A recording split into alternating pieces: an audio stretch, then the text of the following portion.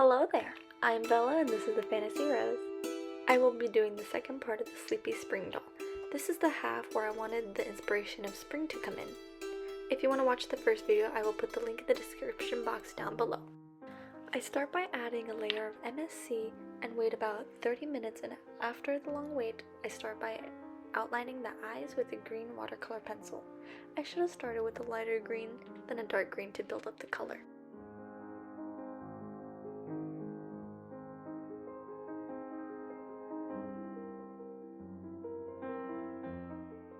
I then try adding white for the scleras with the watercolor pencil again.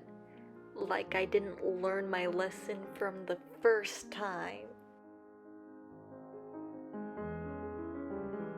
As you can see, I kind of blushed the face already with the green, but that won't matter coming up soon because I end up taking everything off. With this face up, I want to be able to make her look lively and curious, since that's really the opposite from the sleepy, kind of cautious look that I went for the last time. I restarted the face up because I had an issue with building up my color and getting rid of some of the imperfections with it. So again, not knowing how to build color, I went back in with a dark green to outline. Again, I would suggest going from a lighter color and building up the color into a darker color with whatever you want, whether it be a green or anything. Just start from the lightest. I then start blushing on the pastels, of course, a green mixture that I made with obviously green and some of the skin tone of gray that I concocted, and yeah, it turned out pretty good. I then start blushing the face with a mix of green pastels. The mixture is a few shades of grays and greens, obviously. And to remove some of the pastel, I use a kneaded eraser.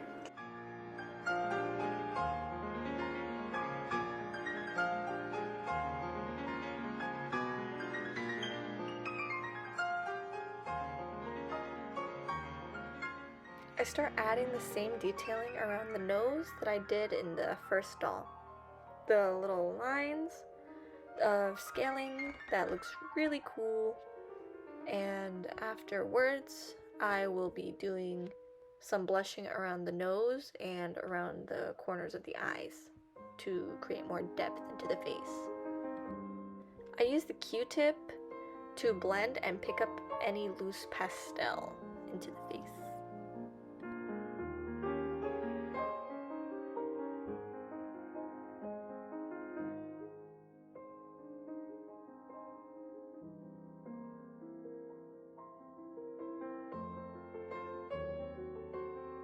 I use a brown watercolor pencil to line the lips and get into the crevice of the lip to create a small shadow and to start shaping how I want the lip to really look.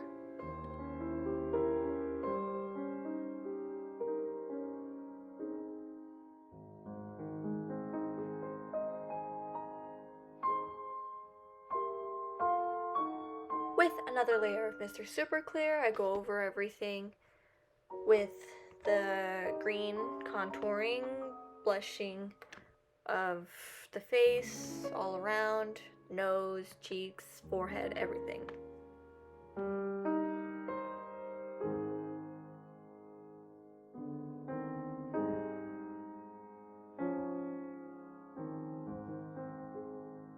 With the watercolor pencil, I start going over the eyebrows, trying to put some more definition and detail into the eyes. And then as well, I will be doing the same thing around the eyes, adding more of an outline to the eyes. Here, I am trying to add more white to the eyes. Like, again, I haven't learned my lesson. It's really bad that I have not learned the lesson because, as you can tell, there is no color building up with the white.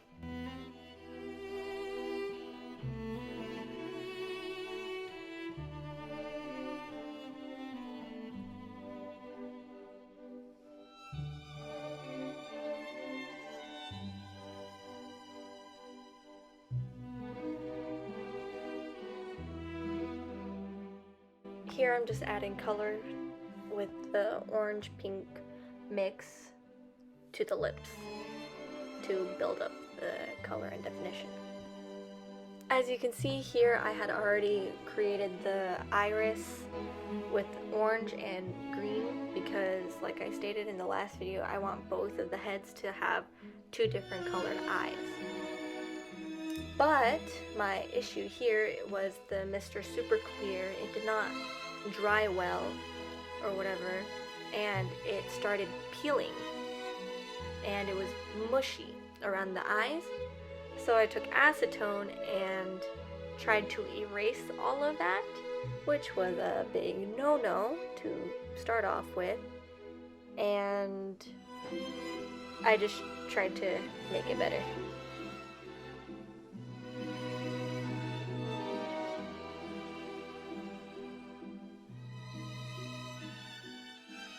After all that trouble, I go back to the lips, adding more orange to make it a little bit brighter and more natural looking in a way. As you can see, I have around the eyes taped so I don't mess up the face up with acrylic paint. I am creating the sclera with white acrylic paint because I couldn't build up the color with white watercolor pencil. And off camera, I did the irises in orange and green, and the little creative eyeliner element that I did on the last face. But with this one, I didn't want to do the swirls. I wanted to create like a leaf looking element to complement the spring effect that I wanted to go with. So a few days ago, I had seen that Enchantarium made a video, Atlantis, based off of a K-pop group, but they had the same concept as I did, which was really cool to see that I'm not the only one with the same kind of idea of like a yin-yang thing going on, and it was just really nice to watch and see how it was made. So I'll put the link down below so you can go watch it as well, because like I said, it's a cool video and it's really fun to watch. So Barb and Alex, if you ever watch this, please see that I admire your work. Now back to the video. So what I'm showing you here is that the Mr. Super Clear didn't reach in a certain area in the green face up, but in the blue face up it started to layer, which wasn't really good. So what I'm showing you is this little purple item that I bent and twisted out of tin to cover up that spot to make it look like coral growing on the side of her face, but later on I just didn't add that because to me it wasn't that great. So I just started doing the hair and fixing up whatever I could, and this little headband here that I'm showing you that I'm putting on the side of this face up is just flowers, and what I'm going to be doing is painting them white and then over it with some pink to make it more spring and lively. What I'm doing is actually mixing the pastel with an acrylic white paint to get the desired pink that I wanted instead of mixing pink and white together.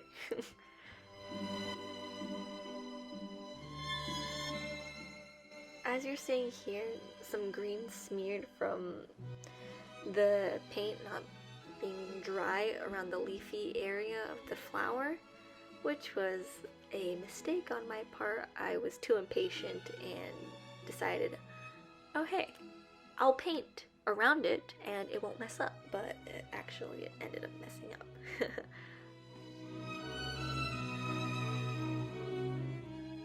Off camera, I made this corset type top for my doll that wraps around the chest, neck, and back.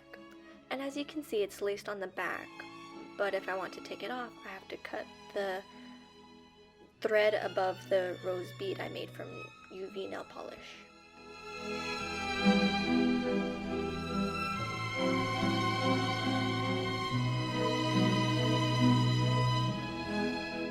I'm going to keep the same blue on the tail, but I'm going to repaint the details in an iridescent green.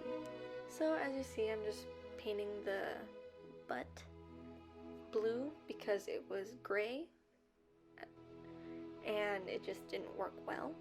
So I just raised the blue a little bit more, and I'm going to paint over all the light blue in the tail. As you can see, I kind of already did the fin green, and I'm just trying to get the iridescent green squiggles on the tail done and shiny, and just layering the green over and over.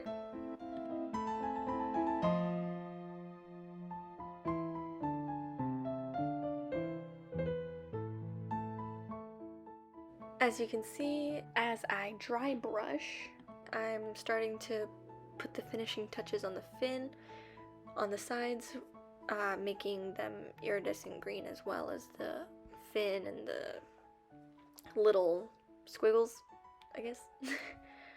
And just trying to match it up a little bit.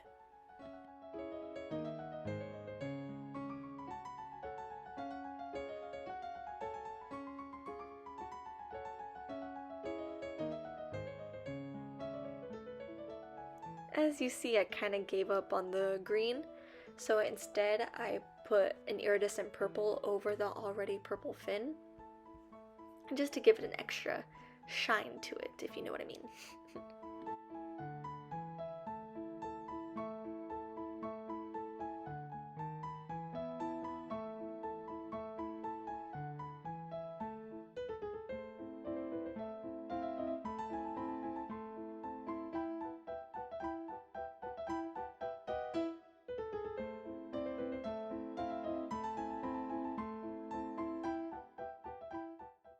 And here's the finished look of the whole tail.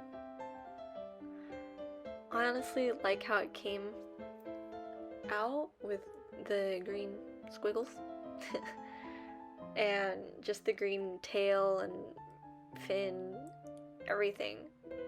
The blue, I just feel like it really came out the way I wanted. Finally, it's time to assemble the body with the head. And as you can see, I'm struggling. It's a lot of twisting and pinching and squishing, and yeah.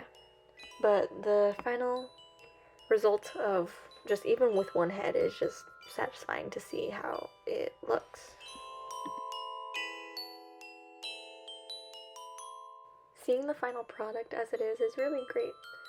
But knowing that there were some flaws in everything, I feel like maybe in the far future I will come back to it and maybe possibly redo this.